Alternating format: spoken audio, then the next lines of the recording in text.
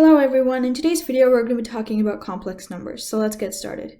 As you can see here I have a radical, the square root of -1. Now let's think about this. Is the square root of -1 actually a real number? Like, can you actually find the answer for that?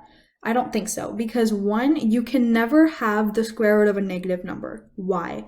So let's take a random number. Let's take 3. What's 3 squared? It's 9, because positive 3 times positive 3 equals 9. What is the square of -3? The square of -3 is just -3 times -3, and that equals positive 9. Why? Because the two negatives cancel out to make a positive. So the square of -3 is also 9.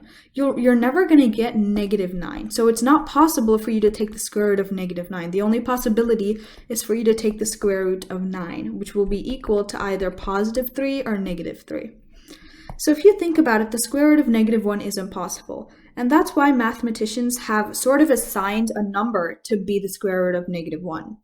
So to be the square root of -1, they've assigned this imaginary letter, actually, I. So I depicts as the square root of -1. So I stands for the square root of -1.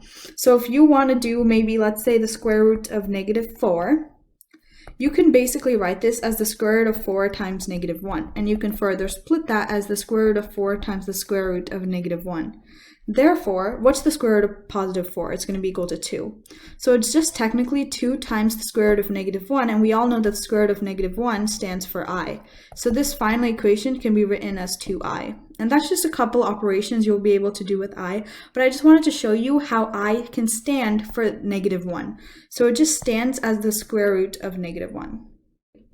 So we're going to do an example, and we're going to write the following in the form of a plus bi. Now, what does a plus bi stand for? A is any real number, so it doesn't have the I counterpart next to it, it's just any real number. And b is technically just the coefficient of I. So as I explained before, I is equal to the square root of -1. And as I did in a previous example, since we write 2i, 2 would technically take the place of b. So that's all there is to a plus bi, and that's just one way to write complex numbers. So let's take this example right over here. We're going to write 9 in the form of a plus bi. So 9 is a real number because it doesn't have an imaginary part with it. It doesn't have an I, and you can graph it on a plane. So 9 is a real number. If we're going to write that in the form of a plus bi, we're going to substitute 9 in place of the a and leave the b as 0 because we have no numerical value as b. Because 9 is a real number and it stands on its own, it's going to take the place of a, and b is just going to be equal to 0. Now, on the other hand, this example, it's just 3i. There is no real counterpart to it. So it's just going to be 0 plus 3i. So 3 is technically the value of b, and since there is no a next to it, we're just going to presume that a is equal to 0. So 3i can technically be written as 0 plus 3i. Now this example over here, we have 4 plus 2 plus 6i plus 3i. Now this is very similar to working with variables. You take the like numbers together and you add them. So 4 and 2 have no I counterpart. They're both real numbers, so we're going to add them together and you're going to get 6. And 6i and 3i are both having, think of I as a variable. So think of it as 6x plus 3x. For 6x plus 3x, you add them up to 9x. So that's what we're going to do with these two numbers, and this is going to add up to 9i. And this is the way that you write it as a plus bi. So now we're going to be talking about the various powers of the imaginary number I. So we know that I is equal to the square root of -1. Now, what if we ask for I squared? What is I squared? I squared is basically just the square of the square root of -1, correct? So the square root of -1 to the whole square.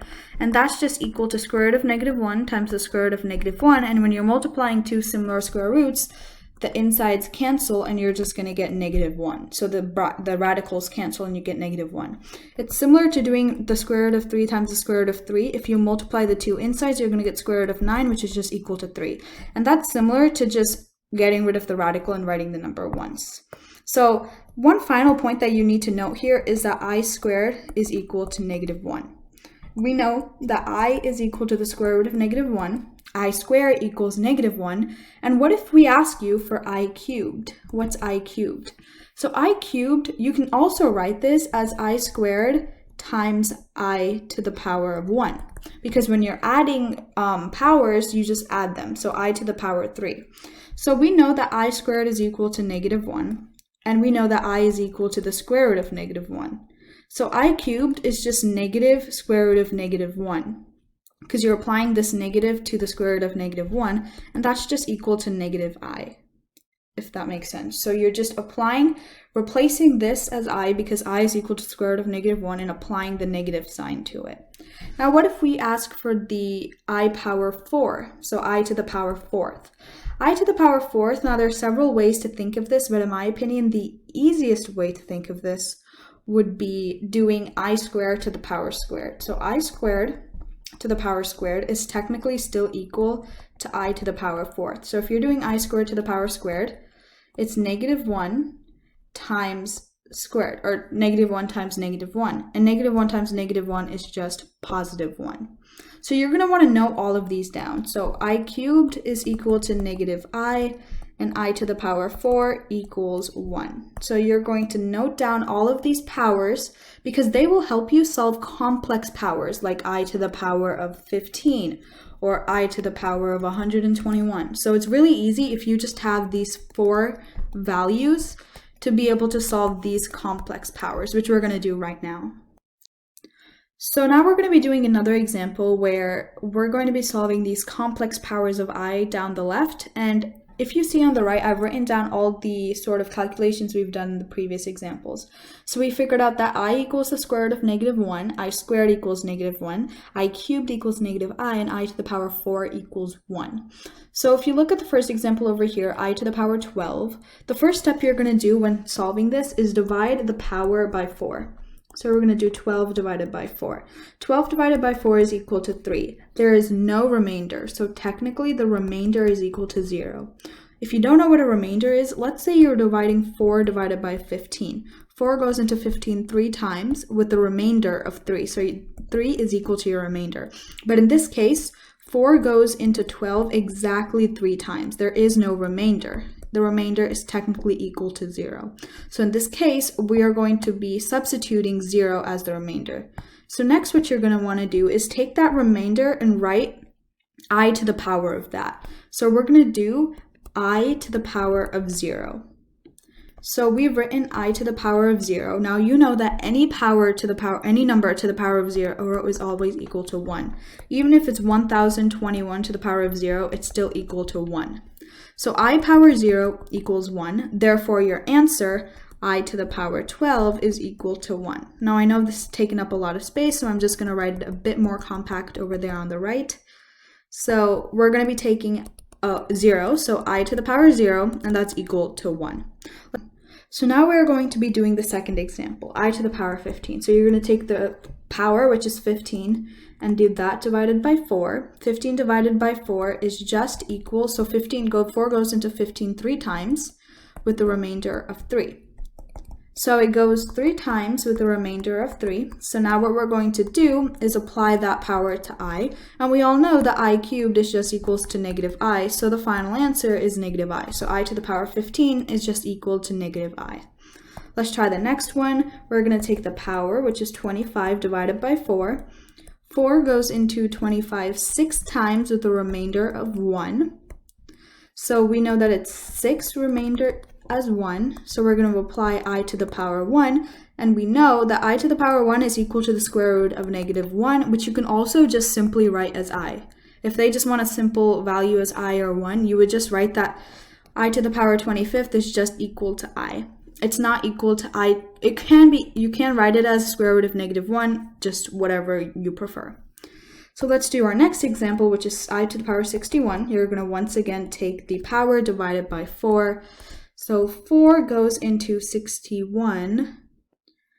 4 goes into 6 1 time, so you're going to get 4, and 4 goes into 21 5 times. So you're going to go 20, and you're going to get a remainder of 1. So in this case, our remainder is equal to 1, so we're going to do I to the power 1, and you're going to result with the same value of I. So I to the power 61 is just equal to I. Let's do another one. So 72 divided by 4. 4 goes into 72 1 time, or 4 goes into 7 1 time. 4 goes into 32 8 times, so we have the value of 18, and there's a remainder of 0 because it goes into 72 exactly 18 times. Since the remainder is equal to 0, we're going to do I to the power 0, which is just equal to 1. So I to the power 72 is just equal to 1. Now we're going to do I to the power of 121. So we're going to take the power and divide it by 4. 121 divided by 4. And let's divide this. So 4 divided by 121. 4 goes into 12 3 times. 4 goes into 1 0 times. So it's 30, 120, and 1. So the remainder is equal to 1. What I've done here is just simple division and found the remainder. So if you don't understand what I did, just know that you're just simply dividing it. So we know the remainder is equal to 1. So I to the power 1 is just simply I. So I to the power of 121 is just simply equal to the value of I. And those are how you do complex powers of I.